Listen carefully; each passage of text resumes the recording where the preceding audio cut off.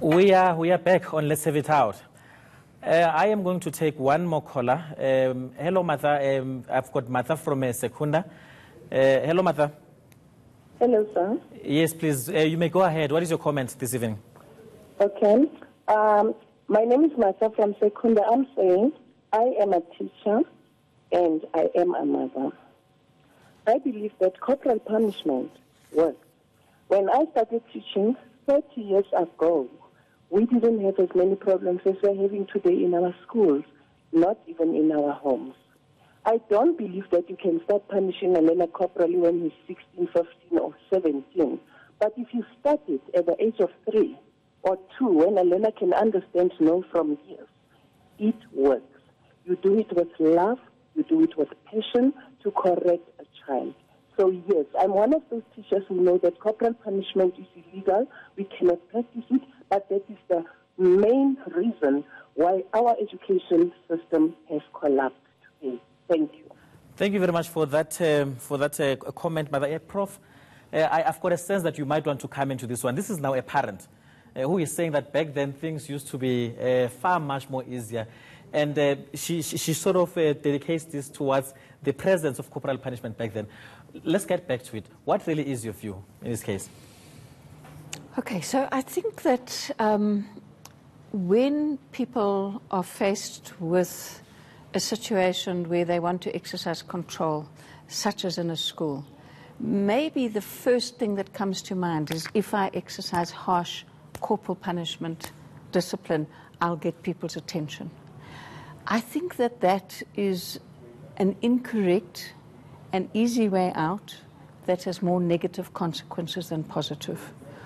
What we need to do with young people is support them to understand the civility, the politeness, the cooperation, the need to build systems within the school where people have respect for each other.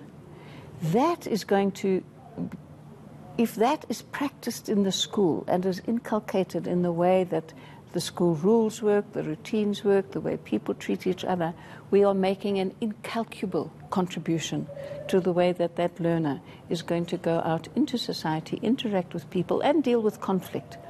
If our response is the easy response of, what have we taught? Is that educational? I fully agree with you. I just want to squeeze in one last question very quickly, Prof. There is a campaign currently that is going on, you know, and it is on the basis of a narrative that says unions are a problem in the education system, and some are calling for education to be declared an essential service.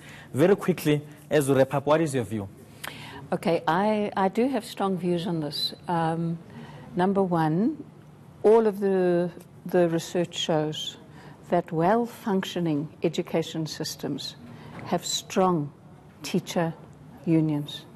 Now, why that's important is because all of my experience with all of the unions in South Africa is they are deeply concerned about conditions in education and how to support teachers.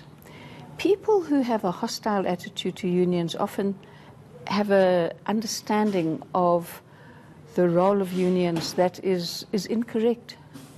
They see unions as simply arguing for salaries. The majority of conversations that I have with unions across the different provinces I'm working in are union leaders at the level of school, at the level of branch, at the level of district, at the level of province, deeply thinking about what can we do to support teachers, to support education better. That somehow is not visible. But I want to say that working with unions in trying to improve the education system is the greatest source of strength to the work that we do. Thank you very much, Prof. I think, in essence, you agree with me then that perhaps declaring education an essential service is not necessarily the solution. We have to look it in a very, very different way. Let me thank you for your time. Thank you very much for making it. I mean, you could have been anywhere, but you chose to be here with us. We truly appreciate that. And I believe that this then brings us to the end of our show. Keep the conversation going on social media. you can use the hashtag LHIO. I am Xolani Fakude. Thanks for watching, and may you have a great weekend. Thank you.